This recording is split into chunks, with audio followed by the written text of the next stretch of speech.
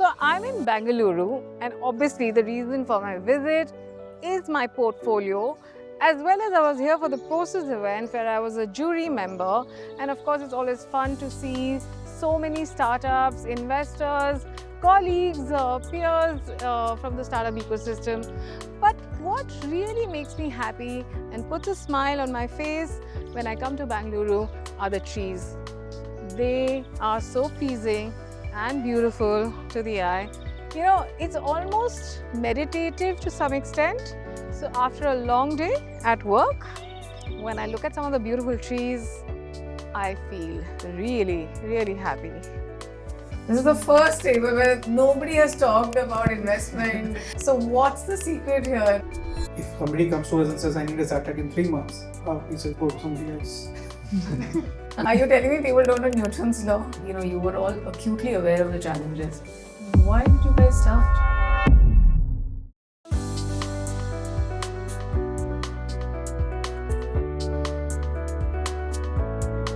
Hi, and welcome to another episode of Startup Table with AJ. AJ being me, Archana Jahagirdar. I'm the founder and managing partner of Rukam Capital. We invest behind. Need I say this, but I'll say it. The best founders to build large companies. We back Indian founders. And today, as I'm sure you can all see, we are not in the Rukam office, but we are in Bengaluru, where if you turn a corner, you turn around, you move to look to who's sitting to you with you in the next table. It'll be a founder and an investor. So a lot of startup buzz, energy, activity. And what better place than Bengaluru to talk about space tech, defense tech, aerospace? This is really where the heart of that entire sort of industry in India anyway sits. All the engineering talent really sits here.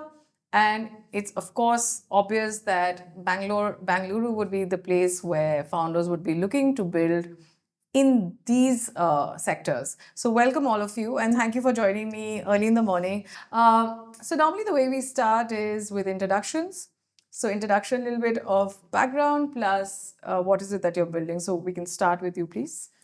Hey, hi. Thank you for having me here on the podcast. I'm Vinay, co-founder and CEO of SkyServe. So we are an edge AI company. What we do is we process data on board satellites. We've been in this for about 5+ years. We're solving for various commercial use cases and for defense.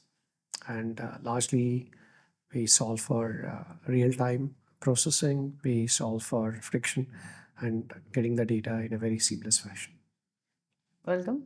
Hi, I'm Kajal Shah. I'm co-founder of Dreamfly Innovations, and we make high-power density batteries for drones and electric aviation. We make solid, stable, non-explosive batteries, and we're currently targeting agricultural segment, terrain mapping, cargo, and defense sector as our company's first priority right now. Okay. Not meteorological? Sorry? Not the IMD department, because they also use drones, right? We indirectly, yeah, we are working with them, but they're not our direct customer portfolio currently. Hi, it's great to be here. I'm Hussain. My company is called Just Fly It. I'm building vertically integrated drone delivery systems that solve for very large scale and great unit economics. We're building all the way from the aircraft to electronics to software to autonomy. And our core use case is, of course, like I said, delivery. But nobody has kind of solved it from an end-to-end full stack perspective, and we're focused on those systems. We provide an API integration, which means any logistics provider can just integrate with our API, provide GPS coordinates for the pickup and drop location, and the whole delivery will be autonomous at very low operational cost. Oh, nice. Hello, morning, AJ. Good morning. So, I'm Gadadhar. I'm from a startup called Nopo Nanotechnologies. So I work on an advanced material called a carbon nanotube. So we make very tiny tubes. These are just 10 atoms across. Wow. So yeah, it's super small. But they're super strong. They're the strongest material known to mankind. And what we have done is, my goal is ultimately to use them to build rockets, so we could all go to space in a very safe way. Right now, what we're doing is to produce, try to figure out how we can produce a lot more of that material and use it in a wide array of things. I like calling it the Rajnikant of materials. Oh, It can we just are in Bengaluru, so yes, yeah, that's a good it's close to analogy. Chennai. Yeah. So it can just do. It just seems like it's a material that can do everything from building transistors to building to making I mean, I batteries think- better. Yeah. I mean, in innumerable use cases, Yep. materials really excite me because, I mean, then the possibilities are endless. True, true. And this is one of the materials that I feel is going to bring a paradigm shift in how we see ourselves. It's like how when aluminum came in, it changed everything. Steel came in, and this is one such material, and we're making it here in Bangalore. Wow. So So there's capability to make it here? we developed it over the last 14 years. So Wow. built everything Okay. from scratch. We make this tiny stuff here, evaluate them, test them, and we're already providing them as some dispersions for batteries to customers in electronics to make even smaller transistors. So yeah. Wow. Wow. Welcome. Thank you, Archana, for having us here. My name is Apurwa Masook. I am the founder and CEO of SpaceFields. SpaceFields is a startup focused on solid propulsion. So we custom design and develop various solid propellant systems and solid fuel devices for horizontal applications across the aerospace, defense, unmanned systems, etc. So currently working with multiple different, defense customers and aerospace customers, and based in Bangalore for the last 3 years, incubated at the Indian Institute of Science. Oh, wow. Okay. Hi Archana. My name is Prem. I'm co-founder and CEO of Vecros. So Vecros is an aerial robotics company that specializes in deploying or basically making drones autonomous for scale. Especially if you see today, drones are limited by their connectivity, Yeah. scalability, and other issues. So what we have developed is an operating system that can make drone fly autonomously, think, act, perceive on its own. Well, you have a lot of signal jamming or spoofing scenarios. So we work with construction, warehouses, and defense, 3 verticals, and we have seen quite progress in warehouses as of now and under running deployments. Nice. Hello, ma'am. I'm Navneet Singh. I'm the Chief Executive Officer at Kepler Aerospace. We are a company which is aerospace and defense. Mainly, we work in satellite systems, space-based persistent surveillance systems, and we create the jamming problems that he's trying to solve. Good, you're sitting next to each other then. We have to be close. Yeah. Sun Tzu said, "Know your enemy," so Yeah. we're right next to him. Yeah. But we mainly work in the domain of electronic warfare systems, navigation, and communication systems. We do full stack spectrum operations across the entire field, all the way from satellite design, launch, operations. Our primary clients are major. Name anybody in defense, name any agency in intelligence, we work with them. Please name them. I mean, for example, we work a lot with Defense Space Agency, we work a lot with DRDO, RCI, ISRO, PRL. So basically, we work with everybody in defense, and we provide entire spectrum of operations when it comes to national defense. And how old is the company? We are 6 years old. That's commendable that in 6 years you've reached here. So, it's an extremely interesting and a fascinating table. So, I know a little bit of aerospace and defense because I worked in that sector. And, I wish I discovered the sector much earlier in my career because if I wasn't an investor, I think that's where I would have. It's just a fascinating stuff that sort of happens in the sector. So, what I want to touch upon with all of you, I think all the founders at this table have sort of cracked the product problem in a sense, right? I think maybe there isn't a product challenge as to what else you need from a. So, if I were to ask each one of you to identify one really big challenge you're facing from getting exponential growth, or what are the roadblocks, and what should be done to sort of help these various sectors? Who wants to go? Anybody can start. I mean, having been working in the sector and primarily being B2G, the primary constraints that we face for scaling up is the future potential of orders. So basically, a lot of our orders are cyclic orders. Some things happen, reactionary orders get placed. War happens, emergency procurement takes place. But the problem is that emergency procurement is a band-aid solution. It does not really work out if you're trying to create a MIC, which is a military industrial complex. So for that, you need to have continuous procurement. There needs to be clear, defined developmental cycles. There needs to be clear, defined goals. So if you're an investor, the first thing you'll ask is, what do I get in 5 years? That's great to ask for a fintech company because they know the customer is there. I cannot sell, jamming solutions on Amazon. That's how things are. So at this point of time, I'm dependent on my primary client. And the primary client does not know how many they want. So I cannot tell you in 5 years, what can I give you? So it's all about... But would then exports be a solution? But what makes you think that the other foreign countries don't have the same issues in procurement that we No, have? I'm asking that because, everybody's needs will arrive at therefore different periods. So at this point the in time, cyclicity will sort of go away to some extent. A lot of our business projections are based on speculation and hoping that war breaks out, which nobody wants. But it is what it is. And creating a verified business plan or a development cycle over the next many years is very hard for us because a lot of our procurements are piecemeal based. So the point is, for the sector to grow comprehensively, there has to be a very definite, avenue of revenue generation. The way US has done it, basically. I think they have very systematically made sure that there were year-long So if you look orders. at even the US procurement cycles, so for example, these days we see a lot of new age defense companies trying to break into the US defense market. So US defense market has always been dominated by the primes. Lockheed Martin, Northrop Grumman, Boeing, McDonnell Douglas. The reason it is dominated by them is these companies are involved at the very starting of the product. No, that's the point I'm making. I know, I've worked in one of those, so I know that's exactly the point I'm proposing. That causes a cost escalation. So American defense procurement cycles are very expensive. Compare that to what India does. Indian defense procurement cycles are completely different. But there is a way to solve this, but it requires a national effort, which I don't think has happened till yet. There have been a lot. So I will not say things have not improved. They have improved. Since 2014, things have improved immensely.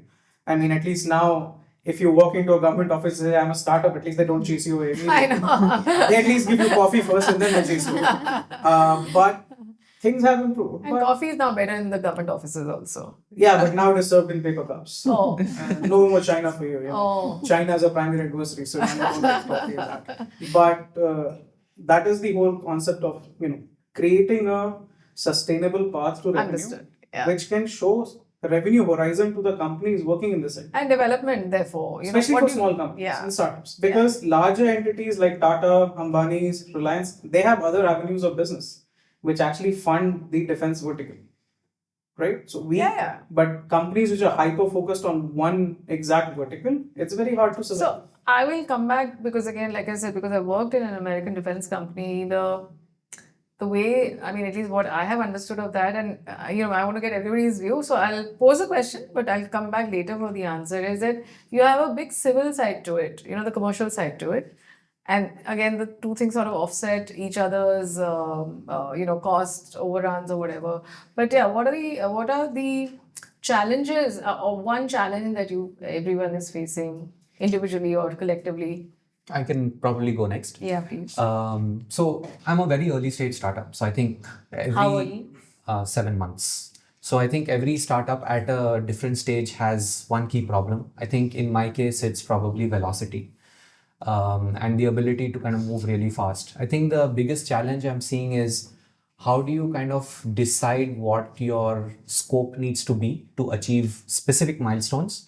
Because procurement and fabrication are like very high latency and high cycle time pieces, right? So you make one wrong move in defining a requirement, or let's say going down a path in terms of R&D which should not have been taken, and that results in weeks of time lost. And then that makes it very hard, especially for early stage startups. I think the other thing I would say is I'm probably just 1 degree away from an end consumer problem because we're kind of solving for delivery. And the ecosystem with respect to the trust and the belief that things can actually be moved over people's heads in a city from point A to point B is still in its very nascent stages, right? So there's just a lot of natural kind of friction or opposition to the idea that, okay, yeah, this is going to move from here to here, even though US and a couple of other places have already solved these problems. But you're kind of up against just that belief ki, is this really going to work? Is this really possible? So who has to do this educating of the customer or the user, the immediate user? Yeah. Does it have to be an industry body? Does it have to be individual startups who need to sort of? Look, I think regulation definitely sets the, kind of sets the playing field up, right? But industry has to show that it's possible and doable, of course, aligning to regulation. So I would say, the platforms that are But regulation is consumer also a focusing. function of the industry communicating to the regulators that, look, Right. these are the Yeah. things we need. I'm a strong believer of policy follows innovation.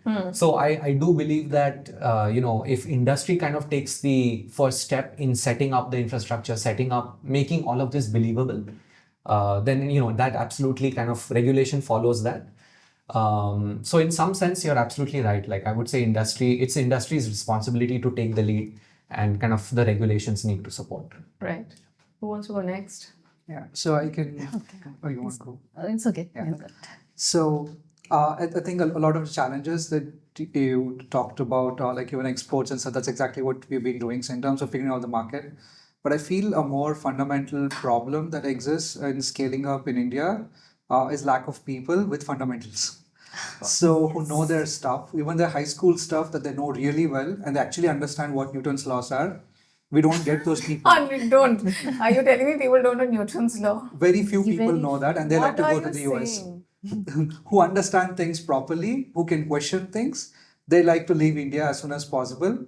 And the people that we are left over with, see, as button clickers, amazing. Like you give a process, you do everything properly, you set the process, and then you say, okay, now follow exactly this process, or I'm going to fire you. It happens exactly as per the process. Now, can you get someone to create that process, create it from scratch, observe every single thing that's happening? That's a rare commodity. And that's not easy to find. Even though we have the highest population, we don't have a lot of these people.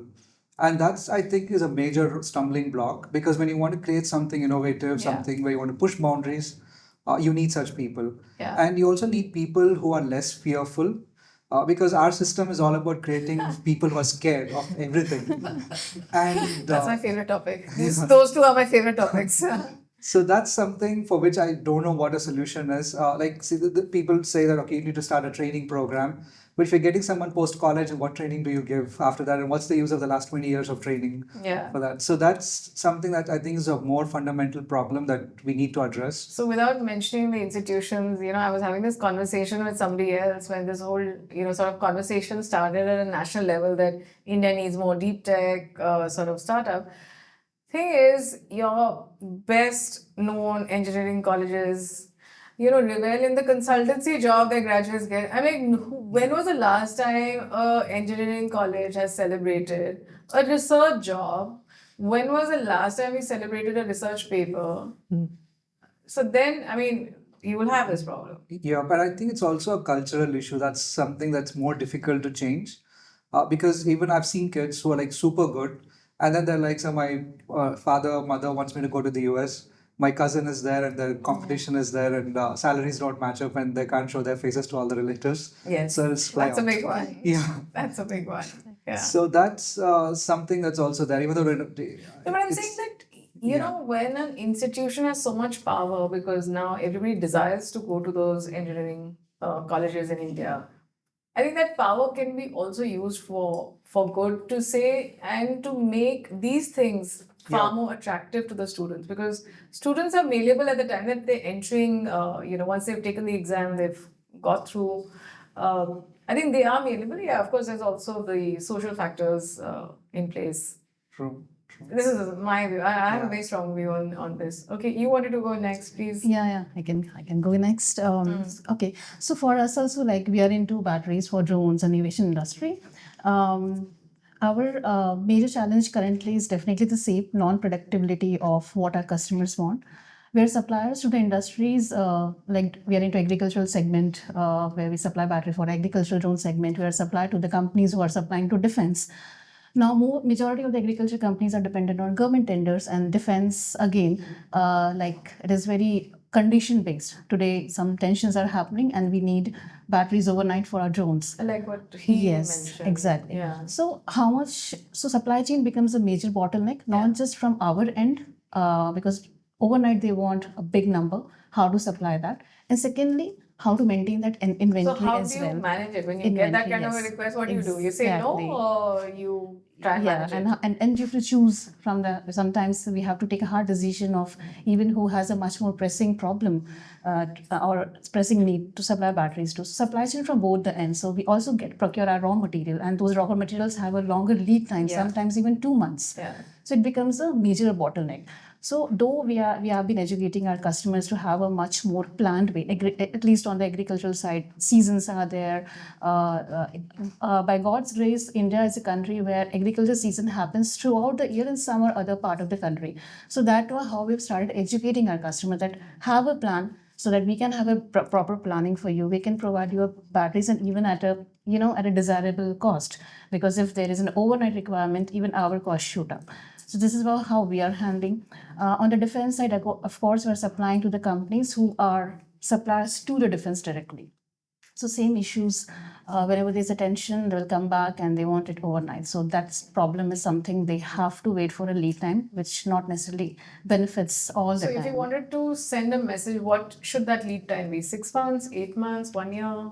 2 months at least, plan better for the entire year, and we can have. So that's for the order book. Order But book. for any further sort of innovation, what's the lead time? So, And do you want to work closely with your customers to further innovate, iterate on the product? So if it's a very regular kind of, so there are two kind of customers again. Some have a very regular kind of requirements and regular batteries.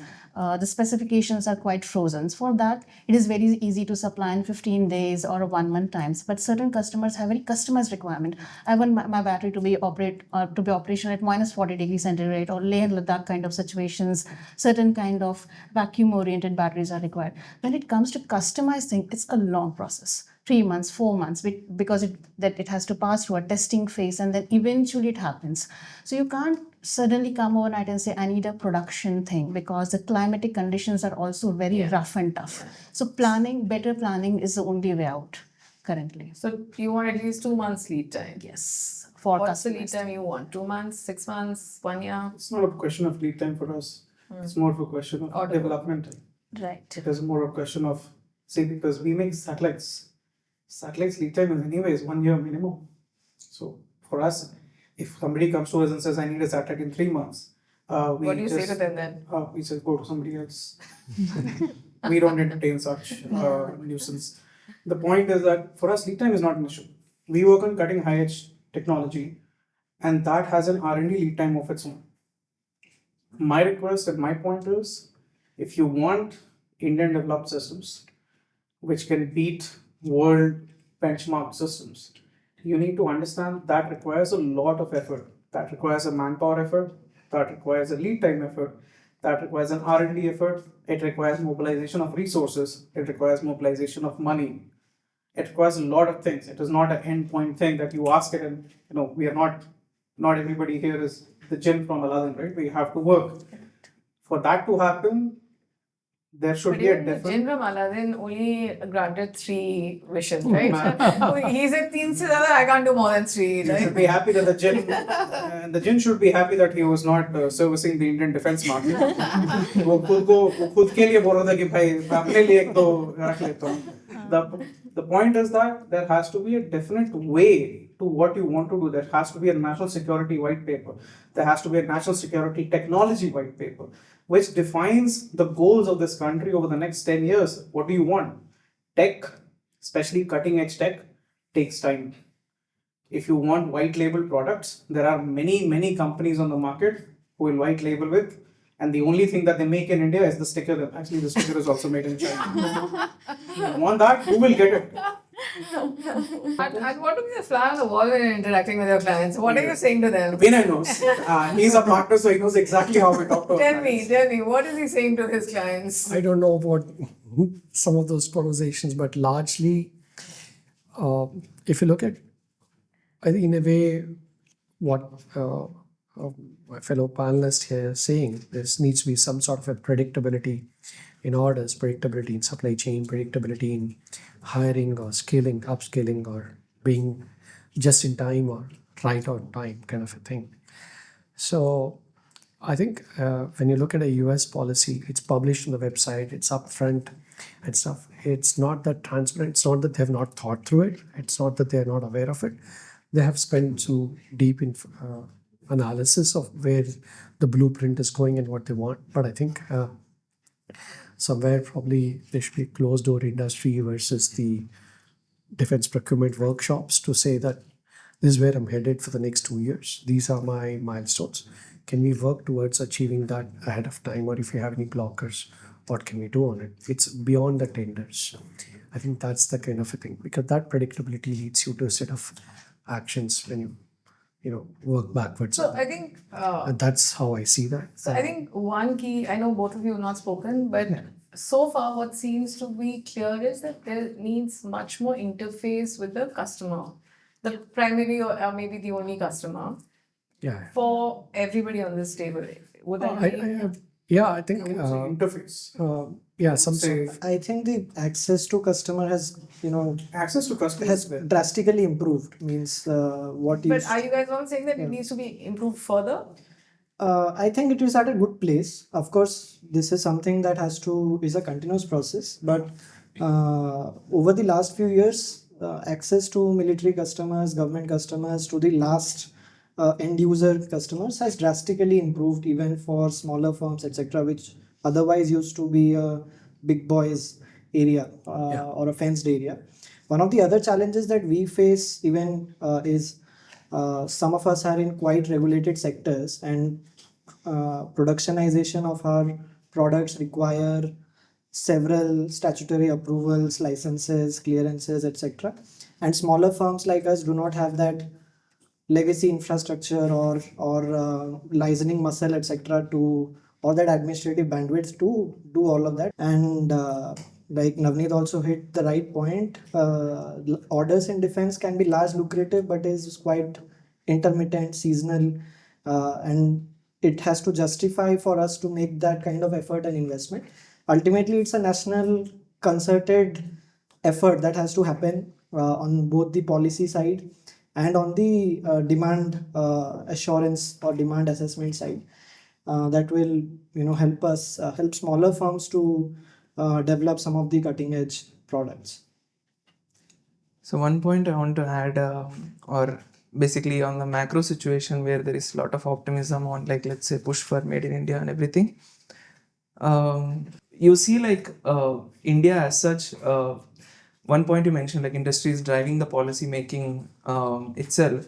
When industry is all service oriented or like has built their moat on basically on regulatory moat or some process moat compared to product moat or innovation moat. So you see those byproducts getting into the regulation itself. The regulatory aspect or the regulatory body is, yes, open to listening to everybody and making policies. But the industry itself is saying, oh, make such rules where, like, small players shouldn't enter, big players shouldn't enter, the guy from other country shouldn't enter, the guy from so-and-so region or so-and-so So it's very myopic, basically, input that is being given. Yes. So the feedback system itself is like, if you ask startups, how many of you are participating in policy making? Especially, let's say, if I take IT boom or finance sector, fintech sector, one change in RBI regulation, entire fintech has gone out. And how many startups have participated actively in making that regulation such that it's favorable for everybody? I think that part of piece is missing, where, like, startups are at front where the speed is very much needed, while regulatory is where the stability is much needed.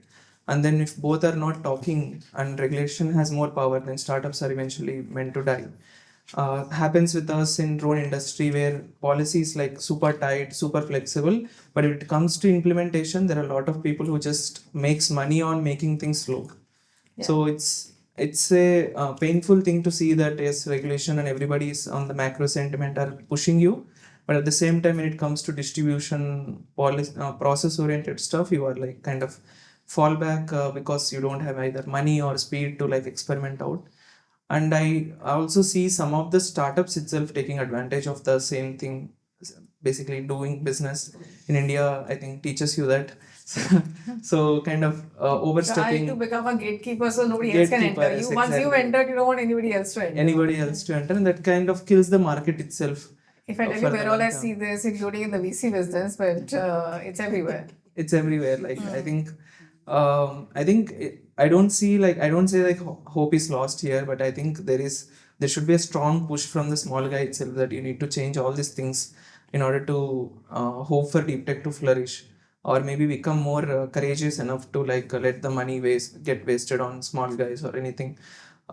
Let not fear enter the regulatory aspect is what I kind of So, when I think of. normally ask this question at the startup table, the normal answer I get from founders, number one challenge is money. This is the first table where nobody has talked about investment, VC, where's the money coming from. So what's the secret here? Does everybody is well funded? Is there enough capital in the market? How come that didn't come up even once? I mean, it's a shocker. to Money me. is a secondary concern. It's not actually I mean, completely there. Unless and until you have you have clear path to visibility to revenue, you have a clear order book value, you have a clear market defined to you. Till then, money is just there for you. So to how are you work. guys surviving then? How are you guys being able to do what you do? If So I think once you cross over the developmental phase, the basic developmental cycle, I think surviving very well on customers' money. No, but So- the development phase is expensive in all the sectors you Yeah. guys are in. So how are that- you surviving? Your team costs are much higher, than say in an FMCG business where you can hire. I mean, you hire people across the entire salary spectrum, right? So yeah, funding is of course one part of the thing which takes care of the team and the developmental work. But when it comes to capex and operations, it has to be from the customer's money. So we are ensuring that revenue is coming month on month. We have to do that. I think right? you're a VC's dream, huh? You're so emphatic about it. They're fine. Revenue is important. Revenue is important. Revenue is Very important. And even when we started the company, the one mindset was very clear. Until unless for 1 year the company was totally bootstrapped, the mindset for both the founders were very clear that we are going to sell our product. We're not going to give any free batteries to anyone. If you want the battery, you have to pay. And we survived the company for 1 year just on customers' money. Once that happened, we realized, yeah, the PMF is done. Let's now go out to VC and get help. So then it happened, started gradually. I think the manufacturing industry, the beauty is that you need money for development, but once the revenue kicks in, there are many avenues which helps you with loans and ODs and everything to buy a raw material and you start selling. Just you have to set the cycle nicely. So your working capital cycle is pretty decent so that Yeah. you're not having to Yeah. offset yeah. I think the Right, so government also organic- gives you a Yeah. lot of I think- MSME support. Yes. First of all, as an order book. hardware-led founders in this segment who decide to get into this segment innately have a long-term patient view. Patient, yeah. And in so-called other segments where you can burn money and move fast, we don't. I mean, that's not how this sector works. You have to work. Your technology development takes a certain gestation. Your procurement takes a certain gestation, and founders who by default sign up in this sector are well aware, and they also require similar patient capital with them. Yeah, that's again a big discussion whether it is available, not available, and what are the challenges. Apart from that, I should also mention IDEX. IDEX is IDEX has a done a good job. Yeah. Ministry of Defense run program where multi-crore serious contracts, development contracts are given out to startups like ours. We are winners of 4 such contracts. And these programs are, the policy of these programs, I should say, all credit to the government, is at par of I should say, global standards. I think that more needs to happen on the implementation and execution. I don't think more time needs to be spent on bettering the policy as such. And capital follows if there is a strong business case, if there is demand assessment and there is a revenue visibility. I think capital will follow. So yeah. Just to maybe pile on, thanks for that. At least at the early stage, I think we are more capital sensitive. What does that mean? What I mean is, R&D will require some investment, but we plan our financial runways in such a way that we know But that how do you plan it? I mean, have you bootstrap. So you put in your savings, basically. Yeah. And the reason for this is twofold. One is, of course, like everyone said, you want to rely on in the later stages on customer money coming in. But in the early stages when R&D is required, what I have experienced is, in any case, the startup ecosystem is undercapitalized overall. I'm glad you're saying it, because normally I have to say this, sure. that Okay. we don't have enough risk capital in India. Right. And over and above that, when you're talking about deep tech, most of the money is kind of channelized towards AI and SaaS companies, right? B2B SaaS. So rather than kind of going out there and pitching and then spending a whole bunch of time only to find out that, this is not kind of fitting in the portfolio, we're actually okay to have inbound, because then the lead is kind of validated. They have a natural inclination for the space that we're working on based on whatever we have kind of posted publicly. And that saves a lot of our time, because right now time is extremely critical. Our velocity is very critical. So that's how I would say we're kind of positioning it, bootstrap, as well as if there are inbound coming in from VCs, then we're happy to kind of have those conversations, because it's already qualified lead to a certain extent. Right. Capital. Anybody else wants to comment on? We have raised some capital. We are deploying AI in space. So when first of all, AI itself is an expensive solution, then deploying it in space is another set of it. So it does require, so we've raised some capital from some of the VCs, like Capital 2B, which is Sanjeev Bikhchandani's, and a couple of others, Axel Springer, Porsche, and others. So and having been here for the last 5+ years, definitely financial prudence takes over it, and you have fiduciary responsibility to make sure that you're spent wisely, you're built wisely. And in this small amount of capital that we raised, we also did 3 successful missions in space and worked with the best of the labels like NASA, ESA, and other US satellite companies, while the Indian systems was maturing. And now we see the Indian space industry taking off with Pixel, Digantra, a couple of others launching, and now it's getting to the point where we can deploy smart solutions on board those satellites to info better. But the fundamental thing here is, while you have even if you do get the capital, the kind of skills that we are as an ecosystem having for a deep tech company, you need to have risk liking, not risk averse mindset from the workforce that we want to work with. They should be credited for making mistakes, and they should be applauded for taking those risks.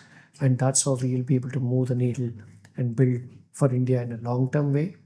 Even the medium term, we should have those value blocks created. That's something we should appreciate. And the question I really want to ask, given the challenges, and you were all acutely aware of the challenges, why did you guys start? What compelled you to start? Love for the space. Desh Bhakti. yeah, I would agree. This is what you're telling your customers. मैं देशभक्त हूँ. But I think both of them. Customer knows that. Customer knows very well that they देशभक्त हैं. That's why he takes advantage of us. देश के लिए कर दो. ऐसे के लिए नहीं करो तो देश के लिए करो. But the truth is that I think all of us have started what we did because we wanted to do something in the country for the benefit of the nation. Because India needs critical technologies to be developed in-house. Yeah. We need sovereign rights to the technology that we develop. Absolutely. And I have a very simple line this line I have to say to my customers, that Indian sovereignty cannot be guaranteed by foreign interests. Oh, I say this in context of capital as well. I mean, even risk capital is critical infrastructure. I think we don't fully comprehend that in India. We think, somebody's given somebody some money, kya fark padta hai? But both the wealth that gets created gets expatriated, so then our citizens don't benefit, both from taxes as well as, of course, overall standard of living. But also the technologies get exported, and that's it. I mean, you look at what's happening worldwide, and not to get too political about this, but not to get at all political about this. Let's be clear. So there has to be access to technology will be restricted to you if you're seen as a threat Of course. to foreign entities. And that has happened. It's not like it has not. That has I think been it's the hiding in reason plain why we sight. have That is Indian hiding in- GPS. yeah. There is a reason why we have so many of our own radars. There is a reason why Tejas exists. There is a reason why Arjun exists. Because when push comes to shove, the only person you can trust Is your own countryman. is your own countryman. And that is the reason why a lot of us have started what we did, because it is important to have sovereign control over the technologies that we did. I think that is one of the primary drivers. Other thing is because it's just cool as hell to work on space and defense. That is a different thing. I think there are cheaper ways to be cool, easier. Easier ways to be cool, but this is Yeah. cooler. You know? It's much more fun. Like somebody asks, "What do you do?" Like I do space-based electronic warfare, and you're like, "What the hell is that?" So I you know, think it's that's a fun. conversation ender because उसको पता ही नहीं अब next पता ही नहीं हाँ, क्या अब क्या बोलूँ इसको मैं like what do I say to this person? So that is, I think, that is one of the primary reasons why we started. So and sometimes with the immigration different in different countries when they especially like Europe or wherever, what do you do? I'm an investor. You can see the brain shutting down because what does that mean to them? They have no idea. They're like, "Acha," you know. So that would also be a conversation in the I think availability of risk capital, as you said, it's a critical pillar, and like Hussain also said, deep tech gets very loosely used, right? So I could write a book on that. so startups like us, and I understand what the VC funds etc. might have constraints in the sense of deploying certain capital or in their ability to deploy into defense etc. Again, this is also something that has to be discussed again in a concerted way, that knowingly unknowingly we have imported a lot of slavery from the foreign capital etc. And things are now changing with other strategic funds, defense focused funds, or even the government anchored funds etc. that are coming in, but we need a lot more of that. So yeah. What made all of you start? I mean, two of you have spoken. Any other reasons for starting? I started out from college itself. I am from IIT Delhi. I ran a club called the Aero Modeling Club. So you didn't go for any other placements to all the consultancy firms. I had a chance or choice basically. I know. That's why I'm asking you. I mean, like I had knack for this. I mean, like kind of when you work in clubs, right? Like I'm class of 2018. There are a lot of founders from my class than our juniors or seniors because I don't know, like we started out as a team members in clubs, and we kind of loved how hardware works, or kind of saw how science translates to actual physical things. And especially with drones or anything, if there is a saying like if you taste a flight and you never go back from there.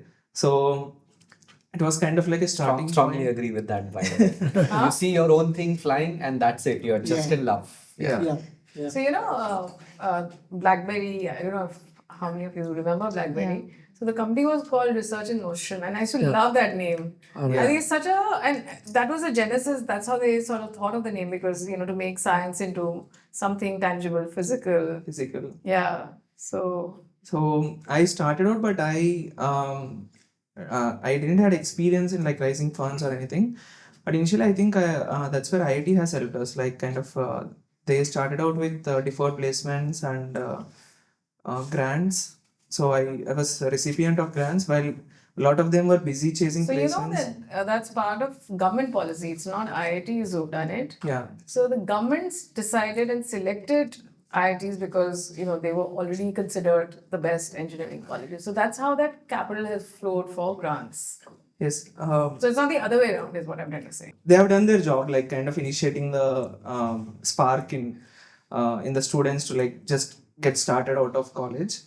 When we started out, but the government was the enabler, is what I'm trying to say. Yeah. Because if Definitely. that grant money had not been sanctioned and IITs had not been selected as the recipients of it, I mean, there would have been no incentive. So, I mean, the little bit of gap that we see with other educational institutions, including other engineering colleges, it's a little bit of that also. Yes. Where did that grant money flow from? Exactly. Like before actually this, I also started out a blockchain company while I was You're in brave. college. Before, Blockchain before this. but there was a wave there, so like know. I'm more That's- like a business person in that, not a techie person. I'm glad you're admitting it. We kind of I kind of had first-hand experience in working startups because I was closer to like a lot of founders who were already starting up, and kind of got a first-hand glimpse of like where you need to capitalize more. One lesson I learned is on like capitalize on your strengths a lot. I was in the club and I was into the tech, so I wanted to capitalize that and take it forward from there. I was not aware of spoofing or jamming when I started out. It was purely a research problem when I started out. Like professor was like, let's do it for the sake of research paper and then let's see where it goes. And then when I saw that we can solve this, because I was tracking research papers from MIT, like there was a company started out from MIT who was doing the same stuff. Now it's a unicorn there. Kind of thought, why can't we do this? Because we just cracked it in the research lab. Why can't we just take it to the outside and kind of do what they are doing exactly? Was the idea where I started out with, but it was really difficult challenge that I realized. But So do you regret it? I don't regret it, obviously, because the way I see it is there is immense potential or like opportunity. Well, nobody is like daring to even start out. There is firsthand, if you start itself, you have a advantage over it. We are at a point where a comfortable point where like a lot of demand is coming up. Where we put a video on Twitter, it is going viral that, oh, these guys have already proved it, made it. Why are you not using on borders? Same case happened when we went to like kind of Shark Tank there, and then we even like crashed our drone, but still like the sentiment was very different. We got in touch with customers who were searching for same technology for 2 years and they didn't find us in the country. I think there are enablers that are coming up in the country which have been kind to us, that we didn't know would exist when we started. Okay. Anybody else want to go? Yeah. The reason? I had a very similar start from the student days. So we started the student rocketry team almost 9 years back on campus. Launched several sounding. I'm from Odisha. Done engineering in one of the oldest engineering colleges of the country. It's a state government college called VSSUT Burla, which has produced 30,000-40,000 alumni. One of the largest and most active alumni networks, even larger than some of the older IITs. We launched several sounding rockets. None of us are aerospace engineers yet. Was just passion driven, and like again Hussain said, so 17-year-old, if you build a rocket, you see it fly, that's your Da Vinci moment. And I think each one of us would have some of the other Da Vinci moment that, and then there's no turning back. So no, then you're not going to go into consultancy or easier. With due apologies to all the consultants out there. None taken, because I used to be a consultant at Microsoft for 12 years. But we'll talk about it. You finally were like, no, I'm done with the dark side, trying to come back. It took quite a long time to have this realization. Only the force field. I mean, we are here now. So He's redeemed himself. Right? Okay. Yeah. Wow. So we got, again, thanks to the Honorable Prime Minister, he appreciated our work, ISRO funded us, etc., set up a formal space incubation center at our institute. And then when we were graduating, the space privatization reforms happened in 2020, and that sort of motivated us to start up. So yeah, that is how we got started. I mean, if I can add on to that, I think, of course, I am seeing the light now, like you said. But I think we also started our careers at a time when starting up was not really well, it was not a not the defined glamour. path. Yeah. Yeah, it was not even an option, right? At Can least I ask you a for, question? yeah, sure. So we're also sitting in Bengaluru. When did Infosys start? Oh, To of your course. point. Yeah, To your no, point. That's absolutely. all. That's all. It was not as common as It it is is today, today, yeah. right? Fair And enough, I yeah. think it was not as well established or publicized a path at that time. So, I didn't even know that this was a possible path. But I think really it comes down to, in terms of why this, why the choice of going down aerospace aviation is just once you see something you build flying, you're just in love, and that's it. And I jokingly tell many people who ask me, why are you doing this? Like, what's the point? I tell them, I'm definitely not doing this for money. In fact, you tell me how much you want and I'll pay you if I can do this work, right? It's jokingly like that. So it's really just, building for India and for the world. To add on once to this, so, I used to think, oh, civilian aircrafts are exciting. The minute you see what the defense does, Yeah. you can't even look at the civilian stuff. You think this is so mundane and boring. Like, fixed wing mein kya rakha hai, You're looking at tilt rotor and you're like, oh my God, Correct. I mean, so yeah, it is a very, very... And then when you kind of go through the motions of building it yourself, and then after tons and tons of crashes, finally, it's flying, right? And it's achieving the performance characteristics that you're looking for. So you're replicating Wright brothers. It's just, it's that euphoria, that adrenaline rush that you get. Yeah. It's just, you can't replicate that anywhere. Yeah. Anybody else? Anybody Yeah. else wants to go? Okay, so I'll just put one thing. Like, I'm a second-time founder. So my first company was also started way back in 2012. That was also into deep tech, hardware, hardcore mechanical. So way back in 2012, when I started the first company, the thought was very clear that we need to have indigenous technology, and all our technologies were coming from outside India. So that time, the thing was very burning when I was working in the R&D centers of big companies, doing very hardcore mechanical work. So it was always used to pinch me while we were importing everything. So yes, thoda desh bhakti, thoda nahi bahut desh bhakti, and at that time, so we just jumped into that. We need to have indigenous technology. We started with hybrid transmission. That was also not the era where many VCs or any VC was funding a deep tech hardware company. So I call myself at that point of time little foolish, little and more courageous. Best founders are foolish. Yes, foolish and courageous. Ran that company for a good 8 years, and of course it got acquired. But also the realization, two big realizations were happening at the end of that company was that the component ecosystem is completely missing in India. Second thing is, I feel what IT or software was in 1990s was a breeding ground. Today is a breeding ground for aviation, aerospace, and drone. And 10 years down the line, we will see the same kind of exponential growth that is going to happen. So the point was to catch the train or start working on that breeding ground now onwards, so that 10 years down the line, when the humanity reaches that, aviations and movements and space things, we are already there. So this is how Greenfield Innovation got So you started. wanted to catch the wave in a sense. It is going to happen. You saw the wave and Yes, you it wanted is going to to catch happen it. in next 10 years. Where IT, we are enjoying the fruits of IT today, and it started in 1990. So same thing is going to happen. So we wanted to be in the right space. And yes, like everyone else, any flying object gives you a kick. And if we can give a very, supportive, stable possibility to that flying object, we want to be there.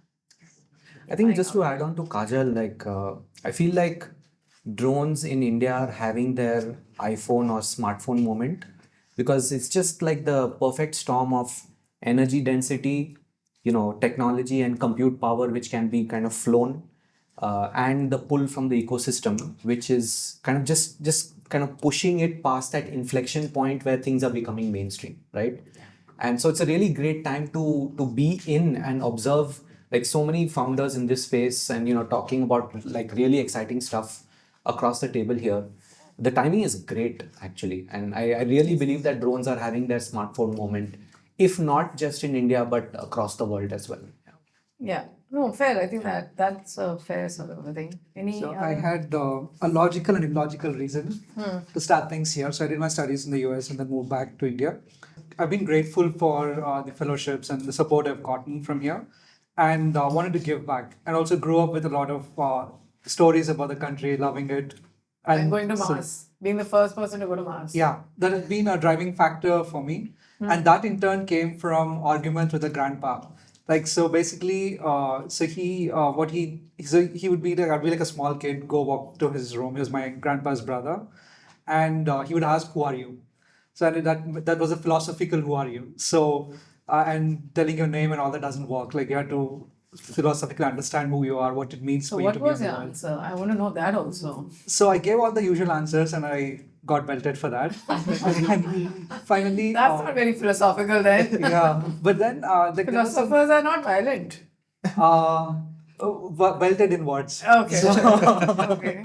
so what was interesting was so his belief was what he would tell was I would question him on whatever his thoughts were. So what he would tell me as an answer is that whatever you think of yourself is not real, that everything in the world is just an illusion, and we're living in that illusion. That's all a Maya.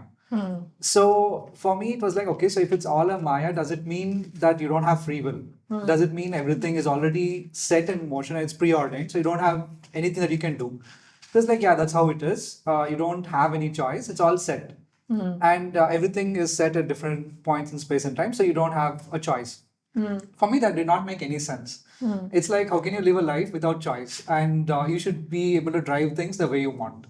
So, and his answer for that had been like, all the philosophers like Vivekananda, they all used to ask questions like this and they would not accept anything and just go for logical arguments.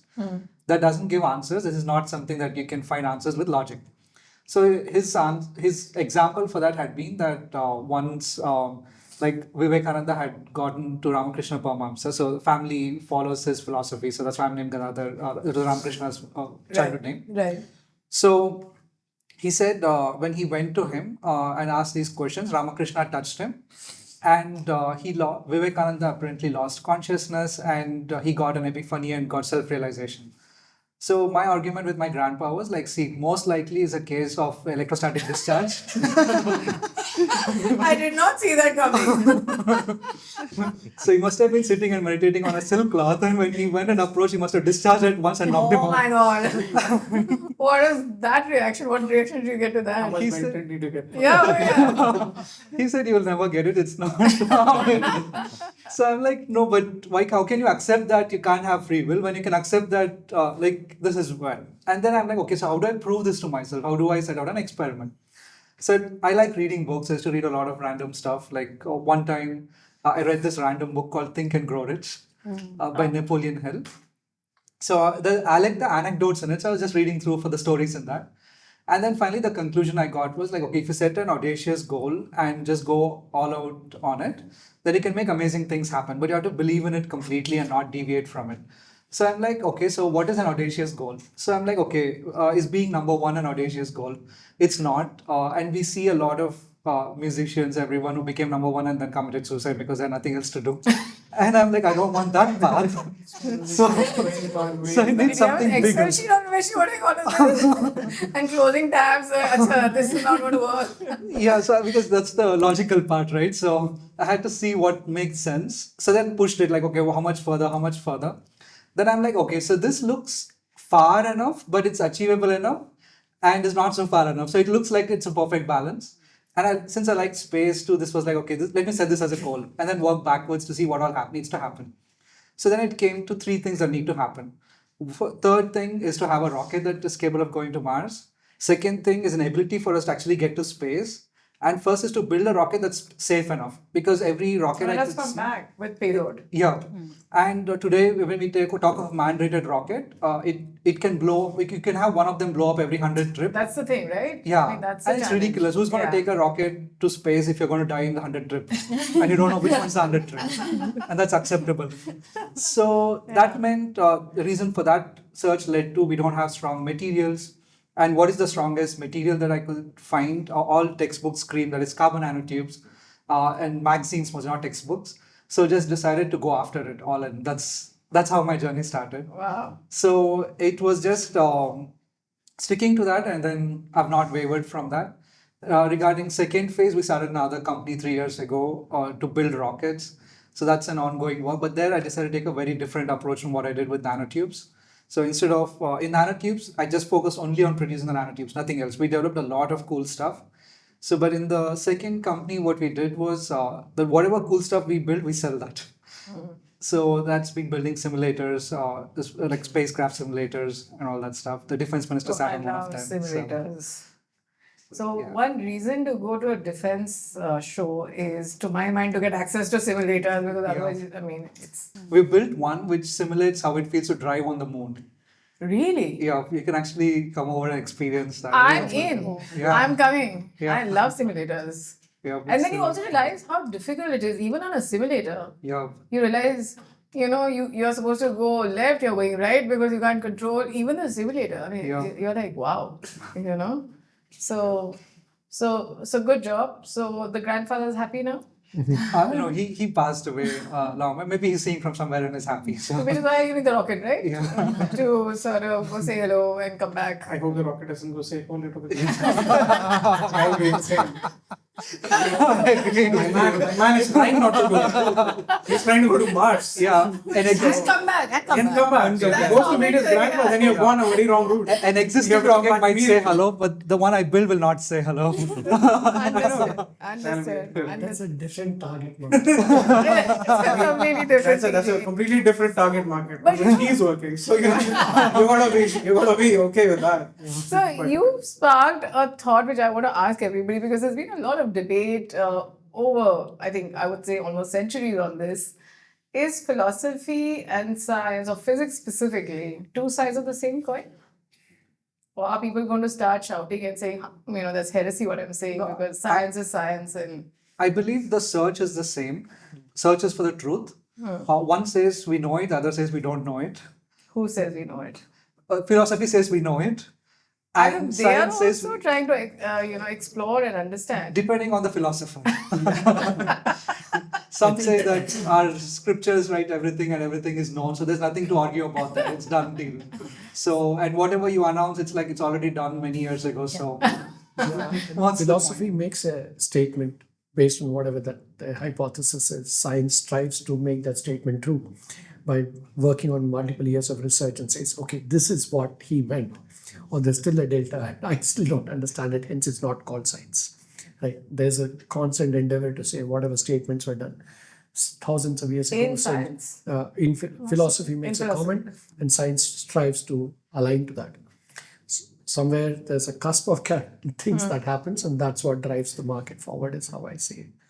And philosophy is kind of a inherent spirit that drives us, while science is what you build as roadblocks to build that. Is it science or applied science? I mean, when you say science, it's applied science, derived science, whatever. But it's the science that drives us forward. Okay. one view I've had is with respect to both of them has been in philosophy. When someone says, okay, I have this realization of this is how the world works.